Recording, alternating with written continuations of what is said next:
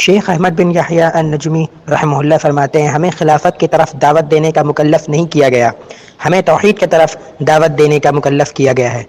سید ابو العلا مودودی کیا کہتے ہیں کہ ہم انقلاب امامت یا انقلاب حکومت کریں، قرآن میں ہے، حدیث میں ہے، کہاں سے لایا؟ ان کی کتاب ہے تحریک اسلامی کی اخلاقی بنیادیں، صفحہ نمبر 5 پر کہتے ہیں ہماری جد و جہد کا آخری مقصود کیا ہے؟ انقلاب امامت ہے۔ امام مسلمانوں کا ہوتا ہے، اس کو ریولوشن کر کے اس کو ہٹا دینا ہے، انقلاب امامت ہے۔ ہماری مقصد جد و جہد کا کیا ہے؟ آخری مقصد ہمارا یہ ہے، فائنل گول ڈیسٹینیشن ہمارا یہ ہے، یہاں تک ہم کو پہنچنا ہے۔ یعنی دنیا میں ہم جس انتہائی منزل تک پہنچنا چاہتے ہیں وہ یہ ہے کہ فساق و فجار کی امامت و قیادت کو ختم ہو کر امامت صالحہ کا نظام قائم ہو۔ یعنی آخری حد جس کو ہم پہنچنا ہے، منزل تک ہم کو پہنچنا ہے، وہ کیا ہے؟ فاسق فاجر جو حاکم ہیں وہ ہٹ جائیں اور ان کی جگہ نیک لوگ مسلمانوں کے حاکم بن جائے۔ یہ ہمارا لائف کا گول ہے۔ ساری امت کو، پوری قوم کو، مسلمانوں کو انہوں نے یہ مقصد دیا۔ اسی طرح سے اسی کتاب میں کہتے ہیں، وہ خطاب ہے اصل میں ان کا، اس میں صفحہ نمبر 9 پہ کہتے ہیں دین میں امامت صالحہ کے قیام، نیک حاکم کو قائم کرنا اور نظام حق کی اقامت، حق والے نظام کو قائم کرنا کو مقصدی اہمیت حاصل ہے۔ یعنی کیا ہے؟ اس کی اہمیت کیسی ہے کہ یہ مقصد ہے مسلمانوں کا، مقصدی اہمیت حاصل ہے۔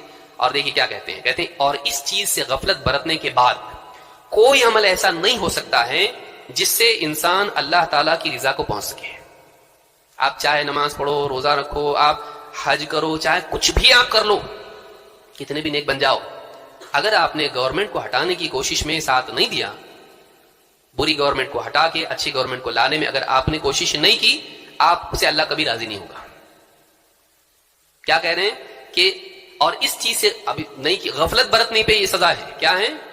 اس چیز سے غفلت برتنے کے بعد کوئی عمل ایسا نہیں ہو سکتا جس سے انسان اللہ تعالیٰ کی رضا کو پہنچ سکے۔ یعنی اس گول سے غفلت ہے، آپ نے کیا گناہ آپ کا بس دھیان نہیں دے رہے آپ، تو اس کی سزا کیا ہے؟ کوئی بھی عمل آپ کر لو، اللہ کو راضی نہیں کر سکتے آپ۔ کون بتایا؟ یہ قرآن میں ہے، حدیث میں ہے، کہاں سے لایا؟ یہ جو ذہن میں بیٹھ گیا ایک مرتبہ کہ ہماری زندگی کا بیسک اور پرائمری گول یہ ہے کہ ہم انقلاب امامت یا انقلاب حکومت کریں، یہی ہمارا ٹارگٹ ہے، اور باقی ساری چیزیں کر کے بھی اللہ کو راضی نہیں کر سکتے، تو باقی چیزیں سب کیا ہو گئی؟ سیکنڈری ہو گئی، سب ضمنی ایکسٹرا چیزیں ہو گئی، ایکسٹرا کریکولر ایکٹیویٹیز۔ بلکہ جو مقصد اصل تھا عبادت، اب دیکھیں میں کہاں جا رہا ہوں آگے، اصل جو مقصد تھا کہ اللہ کی عبادت کی جائے، وہ عبادت بھی ٹریننگ کورس بن گیا۔ کیا کہتے ہیں؟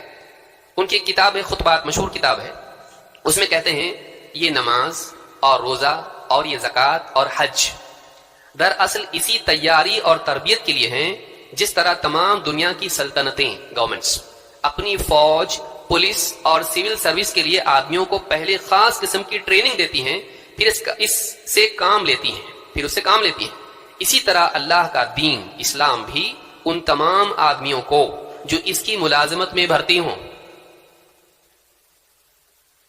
پہلے خاص طریقے سے تربیت دیتا ہے، پھر ان سے جہاد اور حکومت الہی کی خدمت لینا چاہتا ہے۔ مطلب اسلام میں آنے کا مطلب کیا ہے؟ اللہ کی نعوذ باللہ گویا کہ کمپنی میں بھرتی ہو رہے ہیں ہم لوگ۔ یہ میں اپنی طرف سے نہیں کہہ رہا ہوں، کہہ رہے ہیں کہ دیکھیے، کہتے ہیں کہ یہ نماز اور روزہ اور یہ زکوٰۃ اور حج دراصل اسی تیاری، کون سی تیاری؟ مجاہد کی ٹریننگ ہے یہ، کہ اس کو گورنمنٹ قائم کرنے کے لیے کہ جنگ کرنی ہے مسلسل، تو اس کی ٹریننگ کے لیے نماز ہے، اس کی ٹریننگ کے لیے پریڈ کی طرح ہے، اس کی ٹریننگ کے لیے روزہ ہے، اس کی ٹریننگ کے لیے حج ہے، اس کی ٹریننگ کے لیے زکوٰۃ۔ یہ ٹریننگ کورس ہے، ایکچوئل گول اور ہے، یہ تو بس ٹریننگ ہے۔ تو جیسے ٹریننگ اصل کسی اور چیز کے لیے ہوتی ہے، تو ویسے یہ ساری چیزیں کیا ہیں؟ ٹریننگ ہے۔ تو اصل جو چیز مقصود تھی اس کو کیا بنا دیا؟ ٹریننگ کورس بنا دیا۔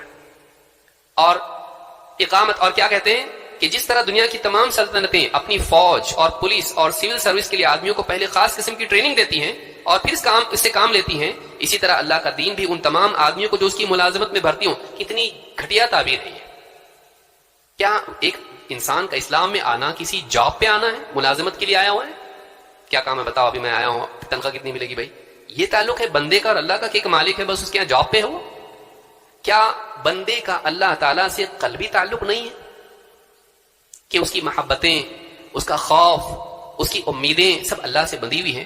وہ جو تعلق اللہ سے بندے کا جو تعلق ہے اس میں اس کا کہیں کچھ ذکر نہیں ہے، بلکہ یہ تعلق ایسا ہے جیسے اسلام میں بھرتی ہو گیا ہے اور جاب پہ آیا ہے اور نوکری کر رہا ہے. تو ہر مسلمان کیا ہے؟ اللہ کی نوکری کر رہا ہے. تو کہتے ہیں کہ اسی طرح اللہ کا دین اسلام بھی ان تمام آدمیوں کو جو اس کی ملازمت میں بھرتی ہوں پہلے خاص طریقے سے تربیت دیتا ہے، پھر ان سے جہاد اور حکومت الہی کی خدمت دینا چاہتا ہے. اچھی طرح سے ٹرین ہو جاؤ، نماز روزہ رکھے، اور پھر تم کو ایک بڑا کام کرنا ہے. کیا کرنا ہے؟ جہاد کرنا ہے اور حکومت چلانا ہے. تو اصل گول وہ ہے، یہ نہیں، یہ تو ٹریننگ کورس ہے. جبکہ یہی اصل ہے. اصل کیا ہے؟ کیونکہ کتنے نبی ہیں جن کو حکومت کا موقع ہی نہیں ملا. بعض نبی ایسے ہیں جو اکیلے آئے اور اکیلے ہی دنیا سے گئے، ان کے ساتھ کوئی نہیں تھا. مشہور حدیث ابن عباس رضی اللہ تعالیٰ کی، میں نے دیکھا کہ کوئی نبی اس کے ساتھ ایک ہے، کسی کے ساتھ دو ہے، کسی کے ساتھ کوئی بھی نہیں. تو ہمیشہ ٹریننگ میں ہی رہے. اصل گول ان کو مطلب مقصود ملا ہی نہیں، ان کو تو ٹریننگ ہی کرتے رہے وہ لوگ. کیونکہ سارے نبیوں کے لیے نماز تھی، سارے نبیوں کے لیے عبادات تھیں اللہ کی، تو عبادت گویا کہ ٹریننگ میں زندگی چلی گئی ان کی، نعوذ باللہ. اصل مقصود یہ ہے، اصل مقصود اللہ کی عبادت ہے. اس کو ہم آگے بھی دیکھیں گے انشاءاللہ. تو خطبات میں صفحہ نمبر 264 اور 65 پہ انہوں نے بات کہی ہے. اس کے لیے آیت پیش کی جاتی، اقامت دین ہمارا مقصود ہے. قرآن میں اللہ نے کیا فرمایا؟ شرع لکم من الدین ما وصى به نوحا والذی اوحینا الیک وما وصینا به ابراہیم وموسى وعیسى ان اقیموا الدین ولا تتفرقوا فیہ کبر علی المشرکین ما تدعوهم الیہ اللہ یجتبی الیہ من یشاء ویہدی الیہ من ینیب. سورہ الشورى آیت نمبر 13. اللہ تعالیٰ فرماتا ہے اللہ تعالیٰ نے تمہارے لیے وہی دین مقرر کیا ہے جو اس نے نوح علیہ السلام کے لیے مقرر کیا تھا. کوئی نیا دین نہیں اسلام، بلکہ پہلے رسول کون تھے؟ پہلے نبی تو آدم علیہ السلام تھے، پہلے رسول کون تھے؟ نوح علیہ السلام. تو نوح علیہ السلام کو جو دین اللہ نے دیا تھا وہی آپ کو دیا ہے نبی.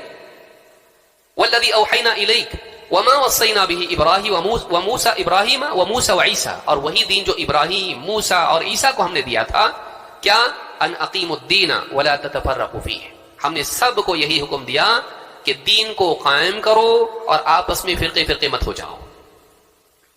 دین کو قائم کرو. تو معلوم ہے کہ سارے نبیوں کو اللہ تعالیٰ نے اقامت دین کا حکم دیا تھا. ان میں سے موسیٰ علیہ السلام کو چھوڑ کے کس کی حکومت قائم ہوئی؟ موسیٰ علیہ السلام حاکم کے طور پر بھی تھے، نبی بھی تھے، اور یوسف علیہ السلام تھے، اور داؤد علیہ السلام تھے، اور سلیمان علیہ السلام. باقی ابراہیم علیہ السلام کی تھی حکومت کہیں، عیسیٰ علیہ السلام کی تھی حکومت کہیں. اب غور مودودی صاحب کی حقیقت.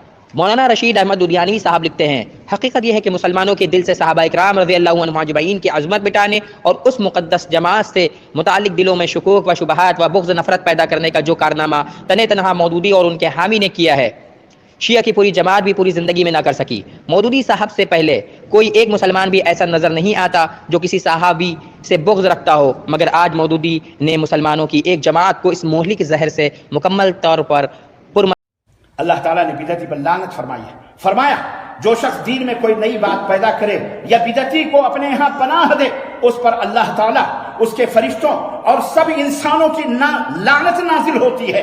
اس کے صرف اور اس کے عدل کو اللہ تعالیٰ قبول نہیں کرتا.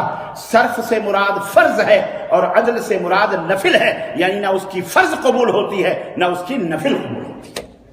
یہ اللہ کے رسول صلی اللہ علیہ وسلم کا فرمان ہے. آپ جب مدینہ جاؤ تو جب مطار روڈ سے جانا تو بہت بڑا بورڈ وہاں لگا ہوا ہے، اس پہ یہ حدیث مبارک صحیح مسلم کی لکھی ہوئی ہے، پڑھ لینا. جی یہ پوری حدیث لکھی ہوئی.